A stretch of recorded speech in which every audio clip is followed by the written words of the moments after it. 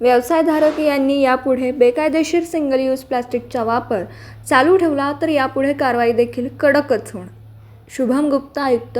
माननीय शुभम गुप्ता आयुक्त यांनी सिंगल यूज प्लास्टिक कडक कारवाई करण्याचे आदेश देऊन सहाय्यक आयुक्त यांना सदरची कारवाई सातत्याने करण्याबाबत सूचित केले होते. विजया यादव व वैभव साबळे यांनी ज्या व्यावसायिकांवर 2 पेक्षा जास्त दंडात्मक कारवाई केल्या आहेत त्या व्यावसायिकांवर यापुढे फौजदारी स्वरूपाची कारवाई करण्याचे आदेश दिले. आरोग्य अधिकारी डॉक्टर रवींद्र ताटे, सहाय्यक आयुक्त अनीस मुल्ला, वरिष्ठ स्वच्छता निरीक्षक अनिल पाटील यांच्या मार्गदर्शनाखाली प्रभाग समिती 4 मिरज कार्यक्षेत्रात मधील गांधी पुतळा ते मिरज एसटी स्टँड परिसरात सिंगल यूज प्लास्टिक तपासणी, जप्ती व दंडात्मक कारवाई मोहीम घेण्यात आली. सदर मोहिमेमध्ये एकूण 17 आस्थापनांची तपासणी केली आहे व 9 आस्थापना यांना एकूण दंडात्मक कारवाई 43,000 रुपये इतकी करण्यात आली व 25 किलो नियमबाह्य प्लास्टिक जप्त करण्यात आले.